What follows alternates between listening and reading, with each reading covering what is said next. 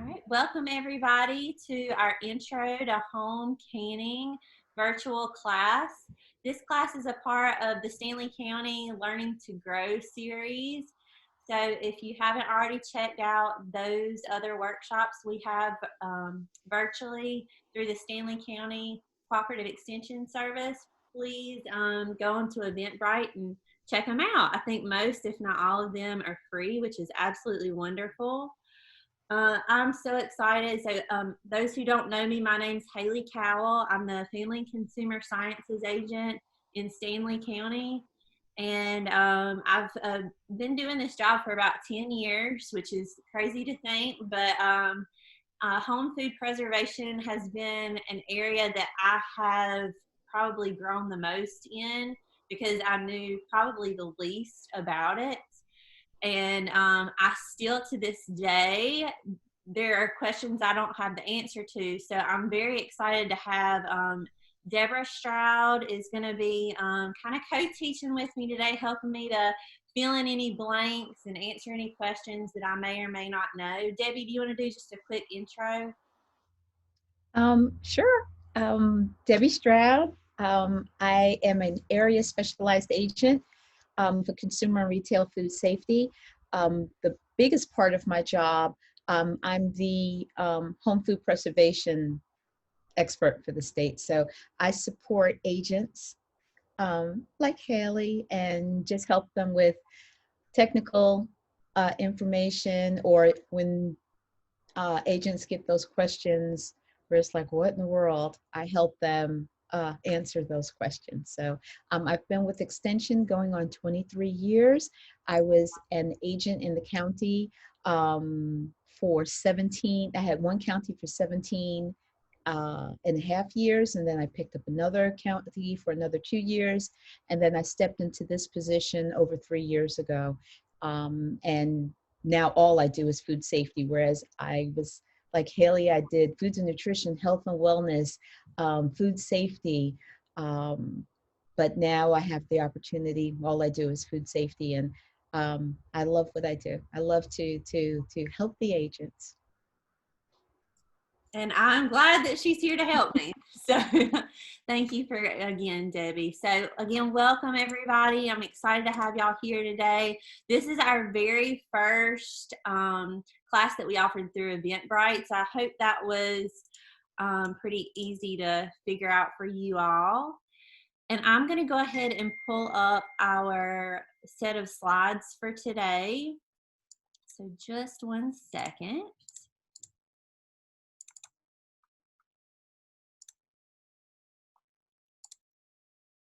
All right, so this particular curriculum was developed by NC State University Cooperative Extension. I think Debbie had a big part to do with this, if not one of the main parts. But Safe Plates is kind of the umbrella program to all of our food safety related programs through NC State University.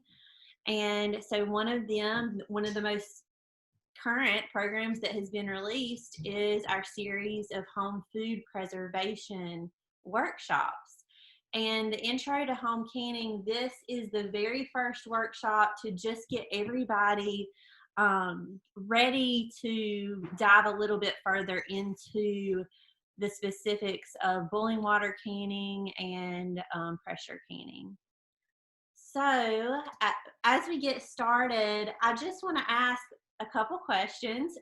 If somebody wants to share what drew you to this class, what brought you here today, and other than the class being free.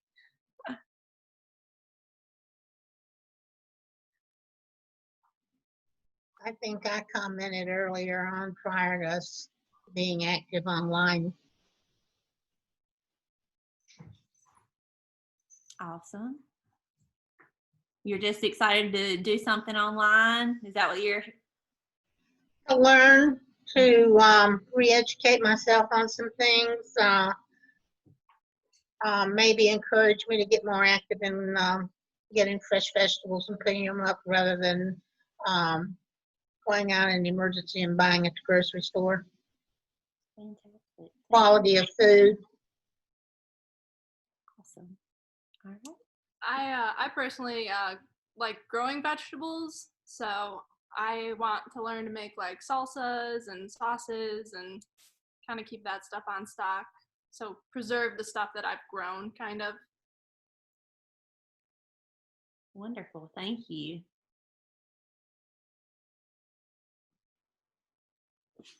Any others? Anybody else want to share another reason why they're interested in this class today?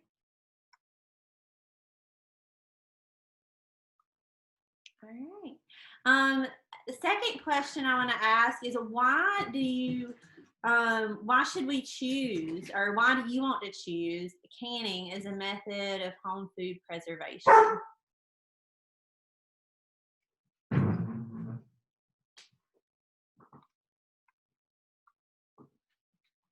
Thoughts? No right or wrong answers. I mean, I would think it just lasts quite a while. You don't need refrigeration, which is nice. Absolutely. You just make a shelf and you got everything you need. Perfect answer. Love it. All right. So as with all of our Safe Plates classes, we kind of like to start off with a case study that really just shares something that has happened maybe very close by. In this case, it's in Ohio, but it's to help connect us with real life situations, right? And so if we know what can go wrong and what has really gone wrong for others, you know, we can connect on a personal level with that. So in spring of 2015 in Ohio, for a church potluck, an individual prepared a potato salad with home canned potatoes. Potatoes had been improperly processed using a boiling water bath canner. And this was the largest botulism outbreak in 40 years in the US, with 29 people getting sick, and there was 1 death. And so this is one thing we'll kind of go into detail about, is why there are very specific methods we want to use for canning, and why one method might be preferred over the other with specific types of food. And so hopefully this will help to bring some reality to you all as to why it's so important to do things as suggested by research, right? So, you know, this isn't something that me and Debbie decided we want everybody to jump on board and can potatoes in a pressure canner. It's, you know, we really want to help to save lives and still enjoy food and have it available and preserve, you know, the fresh produce we have. So all these things are going to be the reason behind what we're teaching today. So today's learning objectives, we're going to understand and compare criteria for choosing the best canning method, identify food quality and food safety issues that cause canning problems, and determine recommended equipment for canning.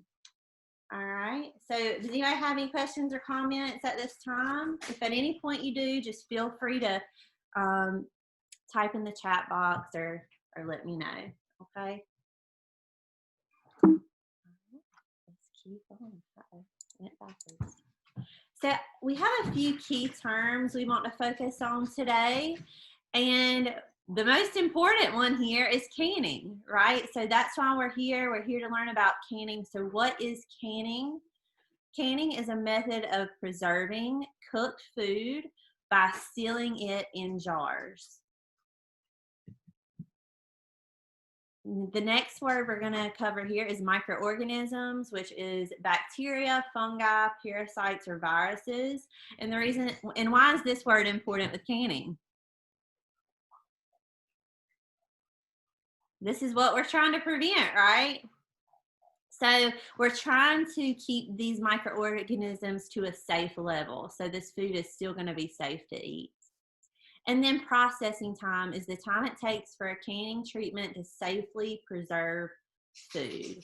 So we'll notice that all of our different canning recipes might have different canning or processing times.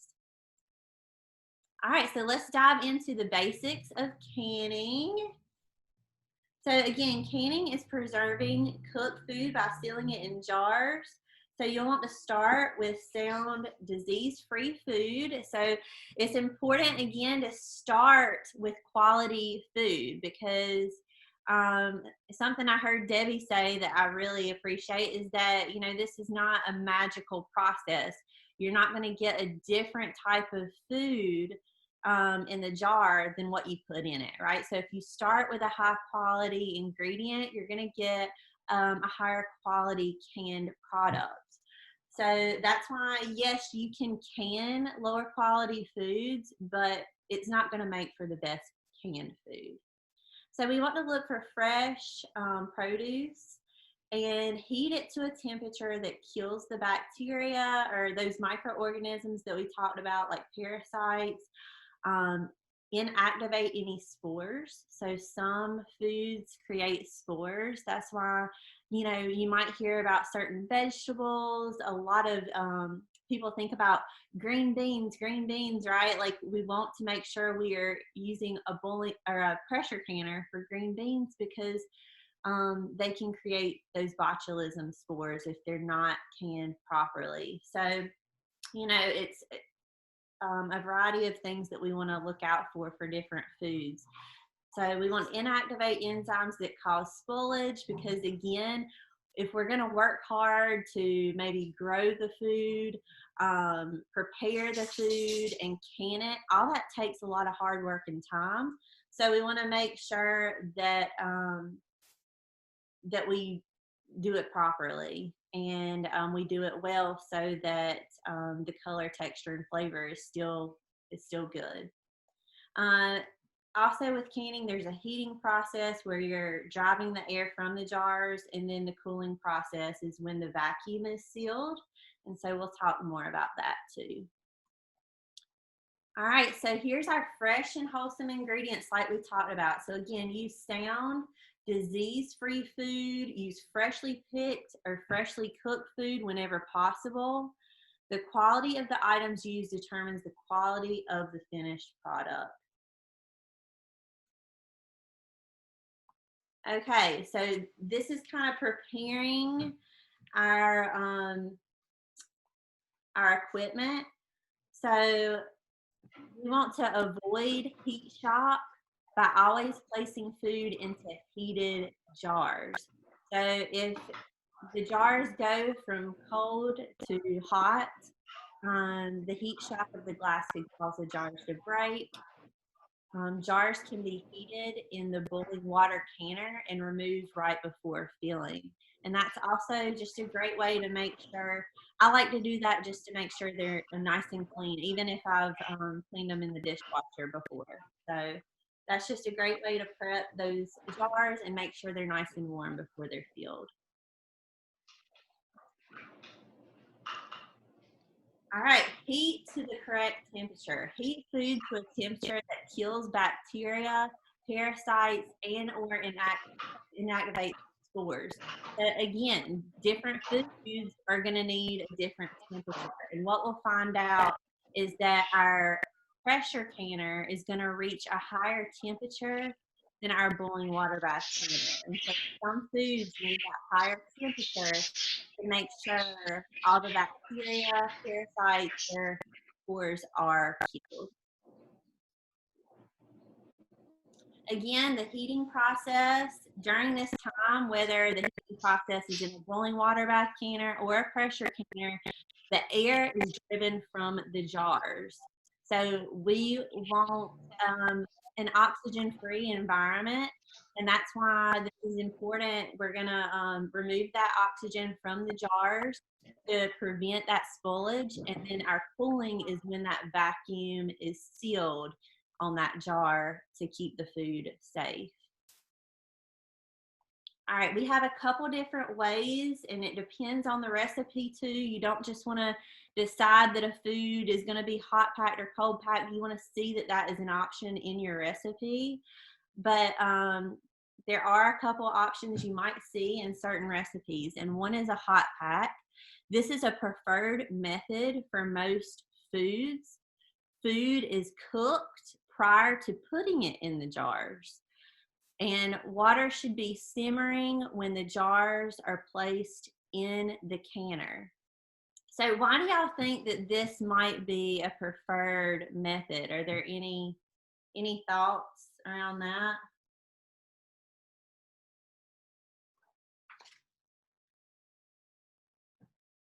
So what happens when we pre-cook that, or is it's going to prevent it from cooking down within the jar as much. And so for and some foods are worse than others, right? But some of them, when you put them in the jar and you can them and you don't hot pack them, you will have more space left in the jar, and so you're not able to get as much produce in that canned item. So there's going to be less floating also when the food is hot packed. Am I leaving anything out for that one, Debbie? No, I mean, packing, what happens is you're driving air out of the food. So when you drive air out of the food, you get more food in the jar. And this way you don't have that floating. You know, you see a jar of food and 2/3 of it is at the top and you have 1/3 of water at the bottom. You have more food inside. So, and then hot packing fixes the color, you know, it looks nice. You learn there's some food, you're going to go to the next slide about cold pack, but this is the preferred way to do it. Just so that all that work you're doing, you get more green beans in that jar if it's green beans you're canning. Absolutely. And so raw pack, and again, you know, you might save a little bit of time here because you're not cooking it down prior to, you're just putting it straight in there. But again, you might notice that you have a lot more space because it'll cook down more within the jar. And for food that loses shape or texture when cooked, this might be a preferred method. Pack, and again, for this one, you pack your unprocessed foods firmly in the jars, and then you put the boiling water over the food. And again, water in the canner should be hot. A perfect example for raw packed would be if you've made pickles, and you might not, you don't want to heat those pickles up before you put them in the jar, because that extra heating, bringing them to a boil, it's going to soften your pickles. So raw packing, and then when you do process pickles, you would process them at a lower temperature for a longer length of time. So this, again, you keep those pickles crisp. Or if you were doing apples is another, that's another one where you raw pack so that it doesn't lose its shape, it doesn't turn to mush, fall apart, that type of thing. All right, now we're going to talk about some other pieces of equipment for canning. So the jars and lids are going to be very important here. And what we found so far is that there's really only one type of jars and lids that you need to be using, right? Because there are specific jars for canning, which are going to be more resistant to that heat. And also we've got our 2-piece lid, and currently that's the best lid right now and our safe lid to use for canning. And so I have, just to show you, here is an example. This particular one is a ball canning jar, but there are other brands. There is also, here's the lid and the ring band. So this is our 3-piece jar that we want to use when we're canning. So also for your jars and lids, make sure you check for nicks, cracks, and rough edges. So if there are, you know, any nicks, cracks, and that kind of thing in the jar, this could potentially prevent the jar from sealing. Also, we don't want to reuse the flat lid after it's been used one time. That's it. You're done with it. So, obviously I'll use it if I'm, eating out of the jar and putting it back in the refrigerator. But then after that's done, you toss that lid and you can reuse your jar and your ring band if they're still in good condition. So also with your jars and lids, you want to make sure to remove your air bubbles. There are certain foods that are more prone to air bubbles than others. Obviously our liquid kind of tends to, or our jams and jellies, you tend to not see as many bubbles in there, but we'll go over some equipment here that shows, I don't know, I guess I can do it now. Let's see. So here's an example of a bubble freer that you would use. Once your food is in the jar, you would just take that around the product in the jar to release those air bubbles. Because again, during that heating process, we are trying to push the air out. And so you don't want to have any trapped air bubbles down in there. Also, wipe the jar lids with up here at the rim. So, and you want to wipe them down as well after you get done canning, because you don't want any sticky residue on there as well. So wiping them not only before you put the lid on, but once they come out, it's a good idea to kind of wipe them down before you even put them away, because that could attract pests as well. And then, so after you wipe the rim, you have your food in there, you've released your air bubbles, you'll just place that top lid on. You don't want to press it on. It's going to seal as it cools. And then we'll put our ring band on just finger tight. And that is so during the heating process, the air can still be pushed from the jar. But it's still tight enough to where as it cools, it will seal. So if we close it too tight, that air is going to have a really hard time coming out of that jar, and sometimes the jar will burst. So you just want to put it on finger tight. All right, any questions about that? All right, y'all are a quiet bunch. Okay, so headspace. All right, so headspace, I'm grabbing an example, is the space between the inside of the lid and the top of the food or liquid. So all of our canning recipes are going to have this in the recipe. It's going to tell you how much headspace is required for that particular canning recipe. And so as you can see in this canned item, there is space between the lid or the top of the jar and where the food or the liquid actually starts. So that right there is our headspace. So again, follow the recipe. To measure headspace, this same tool, and you can find all this stuff in a canning section. This end is what we use to free our bubbles. You can also use just a plastic knife. You don't want to use metal because that could again crack or nick part of the jar, and we don't want to do that. So use something like this or a plastic knife.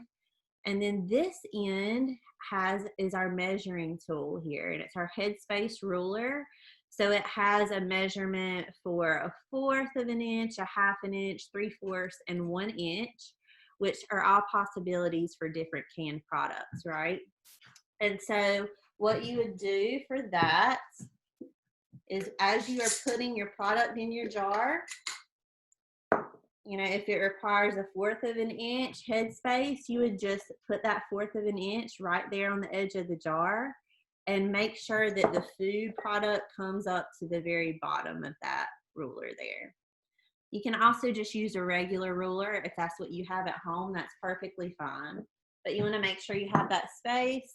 General rule of thumb for jellied food products is 1/4 of an inch headspace. Fruits, tomatoes, and pickles, 1/2 of an inch headspace. All right, so that is our headspace. So that again is going to be something that's going to be in all your recipes. So headspace issues, why is this important? Too little headspace means the food might bubble out during processing. Also, there could be a deposit on the rim, which may create poor sealing. And if there's too much headspace in a particular canned item, the food at the top is likely to discolor, and the jar might not seal properly. So again, that's why you want to make sure if a recipe says have this amount of headspace, we need to try to stick with that, and that's why. So how do you know the jars have sealed? We want to listen for a pop. I love when I hear that popping sound. It's like music to my ears, right? But sometimes you don't get that. So another way to check is to see that the lid is curved down. Also, you can press on the lid, and if it doesn't move, then you know that it has sealed also. And sometimes it can take a little bit longer for certain jars to seal than others. Sometimes they do right away, and sometimes it takes a little bit of time. So again, it's during that cooling process is when that vacuum is sealed.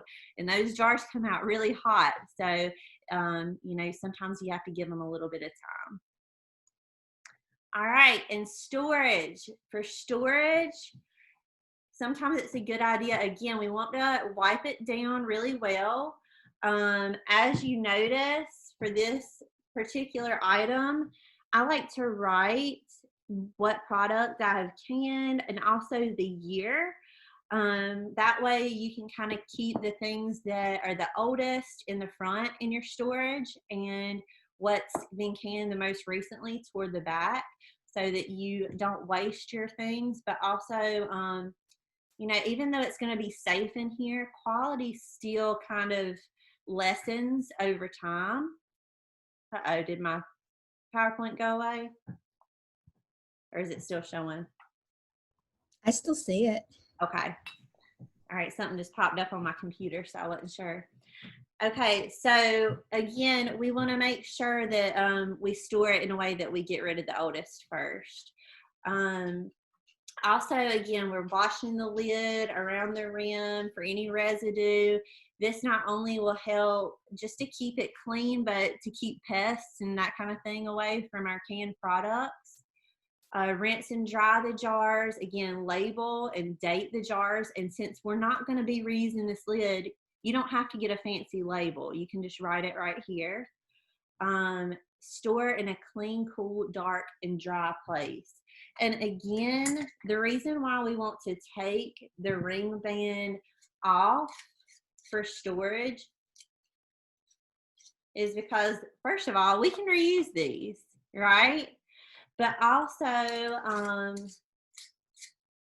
if there is something sticky in there, or, maybe it, for whatever reason, there a little bit of rust forms, this ring band could be really hard to take off. And I want to be able to get to this food, right? So that's just kind of an easy way. Take it off, make sure it's really clean, and store it that way. All right. Any questions there? Fantastic. Okay, so what do you think determines the canning method and processing time for foods?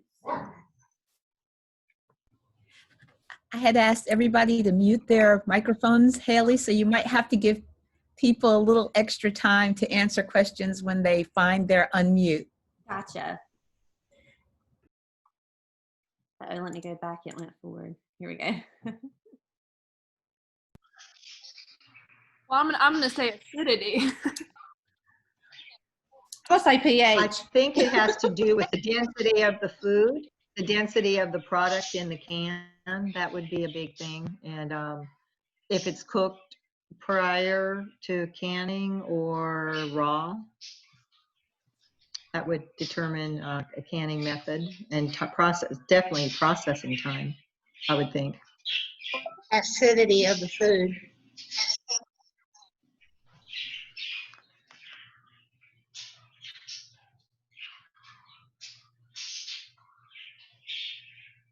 Okay.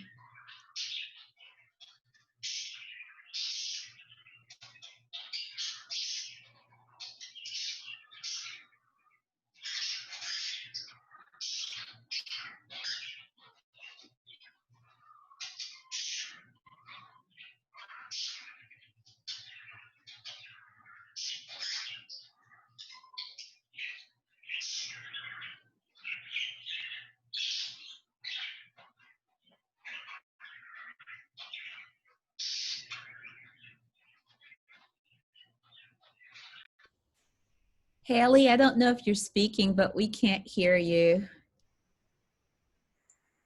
I'm sorry, y'all. I muted so that I could hear you guys.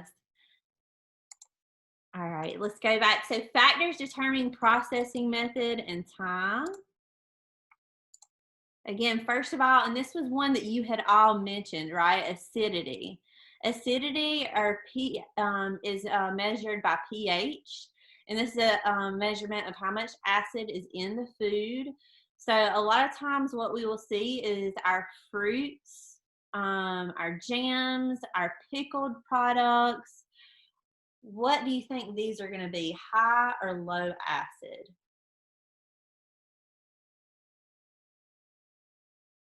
Any guesses? High acid. High acid, thank you. Yes, so they're high acid, and because they are high acid, they're going to be a lower risk product.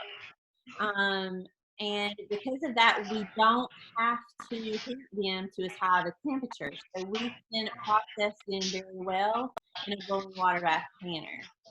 On the other hand, we'll find many of our vegetables that aren't acidified, or our meat products, those are going to be low acid. And so we have to can them in a pressure canner, which is going to reach a higher temperature to kill off some of those higher risk microorganisms. All right. So that is our pH scale. And again, different foods land at different areas. An important number when it comes to canning is 4.6. So 4.6 is kind of that middle range on our pH scale for our different foods and items that we're going to can. And if it's lower, if the acidity of the food is between 0 and 4.6, then it's going to be a high acid food. So it's kind of confusing because even though you're going lower in numerically, the acidity is increasing, right? And then from 4.6 up, that's where we get our low acid foods. And so as you can see, our tomatoes are kind of right there in that 4 area. And that's why, you know, you might find that certain tomato products that are canned, some might have a recipe for boiling water bath canning. Some might have a recipe for pressure canning. That's because some of those can really go either way. But again, follow the recipe that you find. But you might even find that you have an option to do either one for some tomatoes. And that's because those land kind of right there in the middle.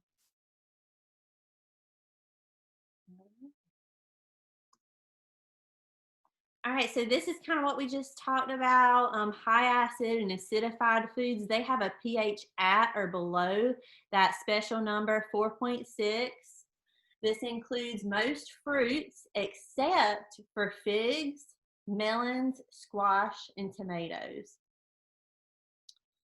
This also includes our fermented pickles and sauerkraut and other acidified foods like pickled fruits, pickled vegetables, and chow chow. So again, these are all going to be high acid, which means these are things that can be canned in a boiling water bath canner. So for our high acid foods, we worry about yeast, molds, and bacteria that can be destroyed at boiling water temperatures. Hot water bath canning will destroy these types of microorganisms. So again, for our high acid foods, we're going to use boiling water canning, and this is what our boiling water canner looks like. So acid prevents the growth of pathogenic bacteria, and heating water to boiling will prevent the spoilage of the foods that we mentioned. So again, there are different sizes of our boiling water bath canner, and the good thing about these is they're fairly reasonably priced. So you can get a large canner for about 20 bucks at Walmart, and they come with your canning rack inside. And so that's really all you need. For boiling water bath canner is your canner or your stock pot, your canning rack, and then your boiling water. So the main thing is you make sure that the water continues to boil throughout the length of your processing time. All right, on the other end, we've got our low acid foods, which we'll find we can't can these in a boiling water bath canner. And these are foods with a pH above 4.6. So again, these are most vegetables except rhubarb. Also our meat, poultry, seafood, and our milk. Mixtures of canned food like soup or tomato sauce with meat.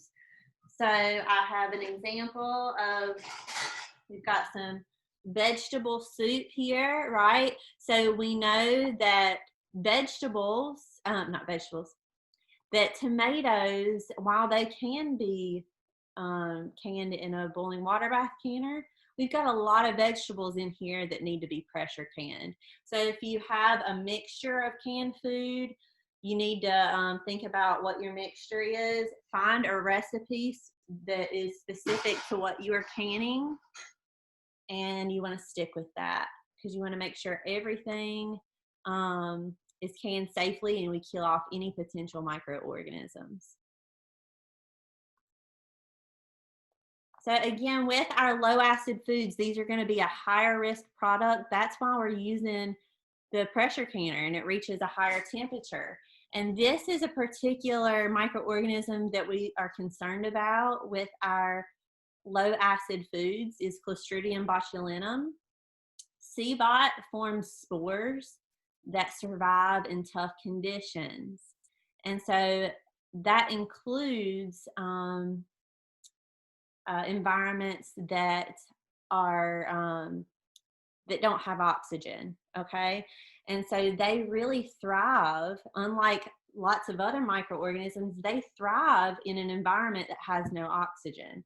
So high temperatures that destroy other microorganisms may not inactivate spores. Spores are only inactivated at 240 degrees Fahrenheit or above. And so this is why pressure canning is necessary to kill those CBOT spores.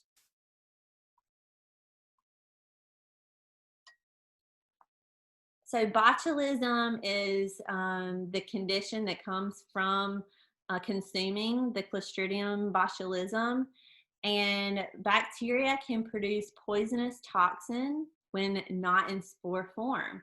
So again, what happens is while the food is being heated, let's say you take these beans here and you decide, okay, I'm gonna can them in a water bath canner.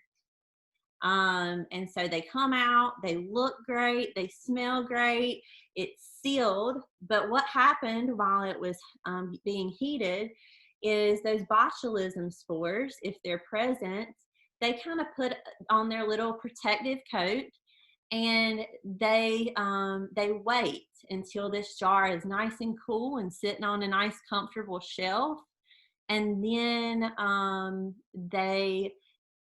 they start to turn from a spore into a toxin, And so it's that toxin from the botulism that is what's going to make us very sick. And not only can botulism make you sick, but as we learned from the case study, it can actually be fatal. So a neurotoxin causes paralysis and death if medical attention isn't found quickly. And even a taste can be fatal. Some people have been fortunate enough. I remember a case study with canned carrots where people had tasted it, and luckily the flavor was off, so they spit it out, but still ended up in the hospital for weeks. And so, you could be very fortunate that it does have an off flavor, but it's not necessarily going to have a bad flavor to have that spoilage. So again, even a taste can be fatal. It's primarily associated with improperly home canned foods. And that's why we're here today teaching how to do this, is because we want to make sure that you are canning specific foods the right way using the right method. Because it's a lot of work, right? All right, so again, pressure canning, this is where those low acid foods are gonna be canned, is in a pressure canner. So used for low acid foods. Again, it processes food at 240 degrees Fahrenheit, and that's what's necessary to kill off those CBOT spores. Also, there's different types of pressure canners. So you might already have one. You might be trying to figure out what is best for you. There's different brands. And but the two different types you will find, we have our dial and then we have our weighted gauge. And so the dial is similar to the one in the picture there. It has a dial on top, and you watch the needle go up to the specified pressure, and you hold it there throughout the processing time. What I have with me today is an example of a weighted gauge, and depending on the brand, there are different types of weighted gauges as well. So this one, the weight, it looks like this. It's a one-piece weight, and it has an option for 5, 10, and 15. I'm trying to get it in front of y'all see those numbers? So it has an option for 5, 10, and 15. There we go. And so for Stanley County, for our altitude, we would can at a weight of 10 pounds. And so you just put it right on there. And this has a very slight jiggle in comparison to other petcocks that have more of a rocking motion. So again, this is a Miro, there's Presto, and Presto in particular, if you have a dial gauge canner, we recommend that you bring in your canner lid to the extension office every year so that we can make sure that your dial gauge is still accurate. Okay, and that's free. There's no charge for that. All right. So any questions about the pressure canners? Does anybody have a pressure canner at home that they want to, what kind do you have if you have one? Don't have one yet? All right, well, make sure you take my pressure canning class and we'll kind of dive more into that so that you can get confident, because again, if you have vegetables or meats or that kind of thing that you are wanting to can and you don't want them to be pickled, then that would be a great option for you. All right, so other factors, again, so you want to make sure you're following the science-based or research-based canning recipe to properly prepare your food. So different things might say, for potatoes, you might have to peel them, right? For tomatoes, you might have to peel them. So you do want to follow that canning recipe specifically, because if you don't cut it into cubes like what is required, if you don't take that skin off like is required, that might change the safety of the food as it is canned. So make sure you're preparing it properly. Again, the composition of the food, the viscosity, the tightness of the pack, the transfer of the heat, all these things are going to make a difference in your canned item. And the initial temperature of the food pack. So again, whether it's a raw pack or a hot pack, you want to make sure you follow the recipe's instructions. All right, anything else there, Debbie? I'm trying to get some. No, you're hitting everything. Okay, all right. I don't want to miss anything. Okay, so again, processing time. Every food, all the different recipes for canning, they're going to have a different. They might have a different processing time. I mean, even if it's, you know, some jams, you know, and depending on the size of the jar, you know, one might process for 5 minutes, one might process for 10. So again, find that recommended reliable resource for canning recipes and follow it. Follow the directions in the recipe. So if you don't can it long enough as recommended by the recipe, this can allow for spoilage, which is going to affect the safety. If you can it longer, which I'd rather you do that than the other, but over processing affects the quality. And so again, if you're starting off with a great quality food, if you're spending the time to prep it, to cut it, to peel it, to prepare it, to hot pack it, you know, all these things, you want to make sure that you stop the processing at the right time so that it's still a quality, high quality canned food. Okay, altitude plays a big difference into our canning recipe. So we'll find that, you know, higher altitudes are going to use a completely different weight in their pressure canner than we do. Or if they have a dial gauge, they're gonna can it at a different weight there as well. So at higher altitude, water boils at a lower temperature, and altitude can affect the temperature of processing. Lower temperatures are less effective for killing bacteria, parasites, or inactivating spores. So the altitude plays a big role. So again, if you have a recommended resource where you're getting your recipe, it's going to tell you for your altitude how long to can it. And so that is going to be very helpful for sure. So why is knowing and understanding the proper canning process important? Why is it important based off what we've talked about so far?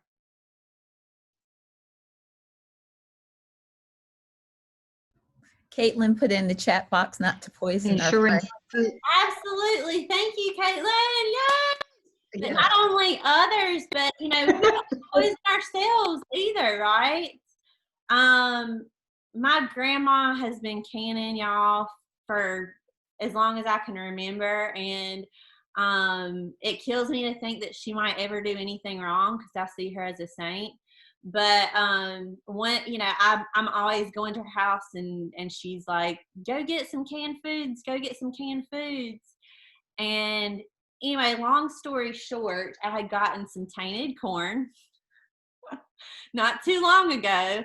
And again, luckily for me, when I opened it, well, I wouldn't say lucky because I opened it and the smell, it just absorbed into my home. It was awful. I mean, and it wasn't open long before we got rid of it. But anyway, it was just bad. But I'm glad we didn't eat it. I'm glad it had the smell so that we didn't eat it. But you know, it's one thing if it smells up your house. It's one thing if you know, you eat something that doesn't taste quite right. But when it makes you really sick, when it makes others sick, and then when there's the chance that it could even put somebody in the hospital or worse, that makes you think twice about properly canning your food for sure. So yes, Caitlin, thank you for sharing that. And it can look like, you know, for that, there was a lot of spoilage microorganisms going on. So that's where with spoilage microorganisms, you can see it. Yeah, I mean, well, you can see it, you know, whether if you have mold growing or if you have yeast growing, you can smell it. You know, you can taste them. There are spoilage microorganisms lend a really, you know, funky, yucky taste. But when it comes to pathogens, you know, like botulism, you know, once it becomes spore forming, like the spores become vegetative and they start producing toxins. You can't see them, you can't smell them, you can't taste them. The food can look perfectly fine. So that's why you depend on the tested recipe to know, okay, this food's safe enough to eat. All good reasons to do it right. So canning safely, this is why we're here. This is why we're learning about this today, right? So again, high acid foods, those are going to be lower risk. Those spores won't vegetate at a pH less than 4.6. So high acid foods, where can we can those?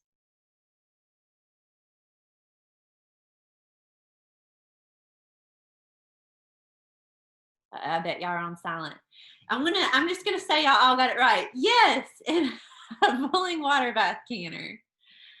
And then high heat. So again, at 240 degrees Fahrenheit at sea level for low acid foods to destroy spores. So again, that's why we need the pressure canner for all of our low acid foods. That is the heat or the temperature needed to kill off those potential spores. And most importantly, not only do you want to follow a recipe and processing times exactly, you want to follow a research-based, you know, recipe, something that you can trust, a trusted recipe, because there's a lot of misinformation out there on the internet. You can just type into Google, you can type into Pinterest, and it'll pull up lots of recipes for you. And there's a lot of people that are very passionate about food and about canning, which is wonderful. But you as a consumer and someone who wants to be safe, you want to make sure you're getting that information from a safe source. Which brings me to the next slide, that yes, there are unsafe canning methods. And, you know, research is constantly being done. Things are being updated as time goes on. That's why just because you're taking this class today doesn't mean 2, 3, however many years from now that you should renew your information and your knowledge, and just make sure that things haven't changed, because this list could potentially change in years from now.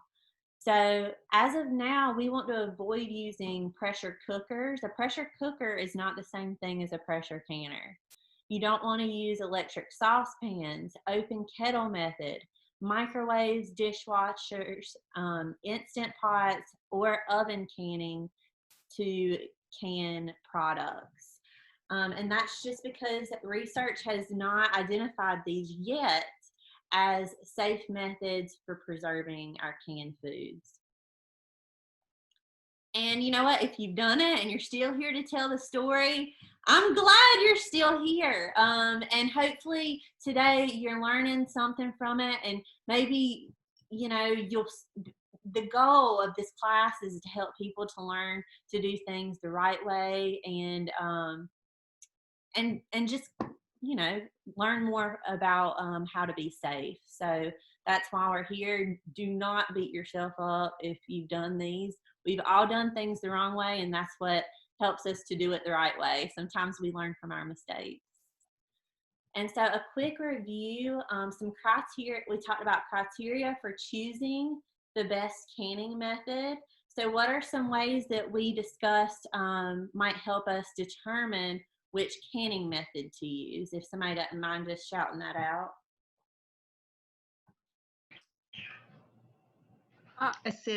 Acidity level of the food, of the product. Yeah, so the acidity is going to be the primary reason that we decide, and we don't decide because that's what those recommended recipes are for, but why one food might be best canned in a pressure canner versus a boiling water bath. Also, approved equipment. Again, the best thing about canning, in my opinion, is that there are only 2 options for canning as of now, because if there were a million different ways to do it, it would be even harder for people like me to make that decision, because I could be very indecisive. But so luckily, it's hard enough for me to decide which pressure canner I want. But we know there's 2 options that we can depend on to be safe options. And many people want to start with boiling water bath because they feel like it's just a little less scary. And so if that's a place you want to start, that's fine. But again, please come back and take my other classes and we'll get comfortable with that together. So approved equipment. While we're at this approved equipment, I want to share. So I showed you the bubble freer and the headspace ruler. We've also got, this is our, I can't even think, what is this called? Funnel. Our funnel. Thank you. Wow, I'm struggling today. All right, but this isn't just a funnel, it's a jar funnel, because you might have a funnel at home that goes, that's more narrow. So this fits very well into your canning jar so that you can get, maybe some tough things quickly in your jar. So that is very, very helpful, everybody. And then this is our jar lifter. So again, you want those jars hot. But guess what? We don't want to touch them because we still want to be safe, not only in the jar, but outside the jar as well. So this is our jar lifter, and one end is kind of curved to go around the mouth of that jar and to pull it out. Another thing is, I think it fell out, but we've got a magnetic wand, and I think it fell out of my bag. But it just has a magnetic end so that, if you are keeping your lids warm, which you'll find necessary anymore technically, you can dip those out of warm water. In general, something that I didn't mention is remember to follow manufacturer's instructions. So with cleaning your lids, with cleaning jars, with what type of oven burners you can use. So some flat tops are not recommended for canning, and so you want to make sure you follow up with your manufacturers on whether it is safe to can on those particular stovetops. Okay. General canning steps we went over. Also some microorganisms that cause problems. So again, we've got bacteria, parasites, mold. We've got some of our more fatal things like our spore formers, for example, our botulism spores. All right, so that is the end of that presentation. Something else I want to share really quickly are just some resources. So I know I said we want to make sure we follow recommended resources for canning. And I know you all are online. So one of my go-to favorite resources is you can type into Google National Center for Home Food Preservation. And that will be the first link to come up. So the National Center for Home Food Preservation is a site with a ton of information. What I'm going to do right now is in the chat box, I'm going to share a link to some videos on canning that are on this site. So during your free time, or maybe even after this class,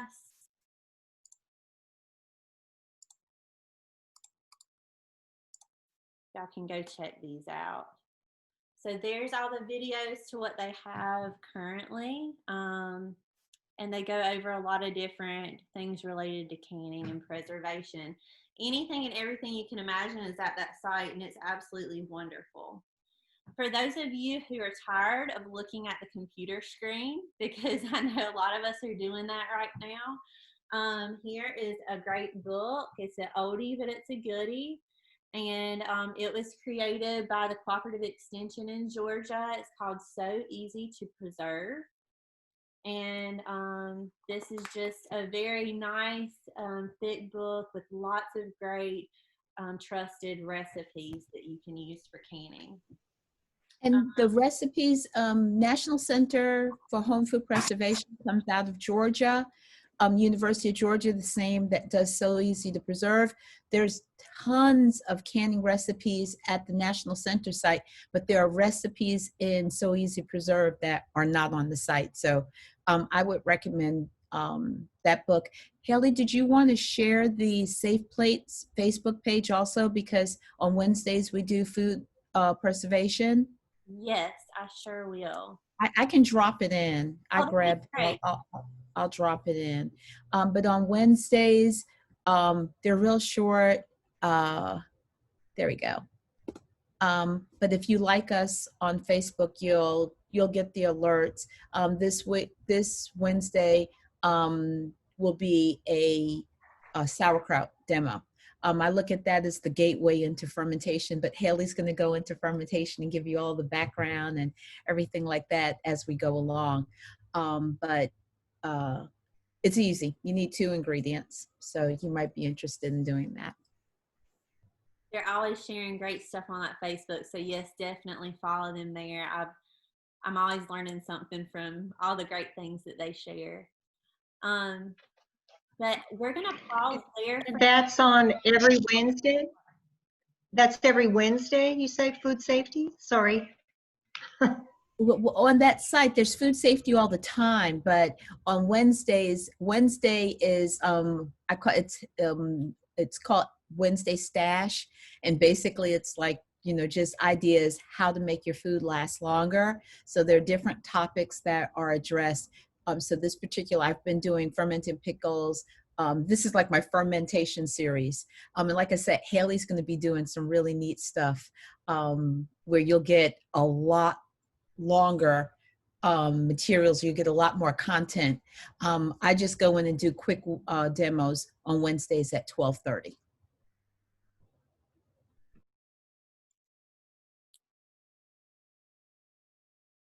Do we have any other questions for today's class?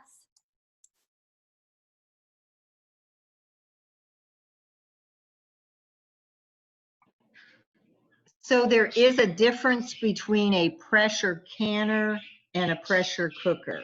Is that right? Yes, ma'am. Okay. All right. Okay. Bomb making 101. Anyway, thank you. Absolutely. Okay, thank you, Hayley.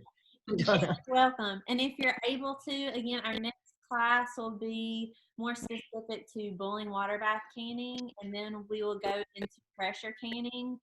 And so there we'll kind of dive into the steps for each of those a little bit more specifically. If you're unable to join me during the live class, again, I'll be sending out the recorded session, so you can watch it at your own convenience. Okay. And if Great. you think of questions at another time, don't hesitate to reach out to me via email. But if there aren't any other questions right now, I'm going to put a link to an evaluation for today's workshop into the chat box. And if y'all could just click on that and complete it. And if you have any other things that come up, feel free to reach out to me, okay? Great. Thank you. Thank you. Thank you all so much. And happy canning. Okay. Thank you, Hayley. Thank you.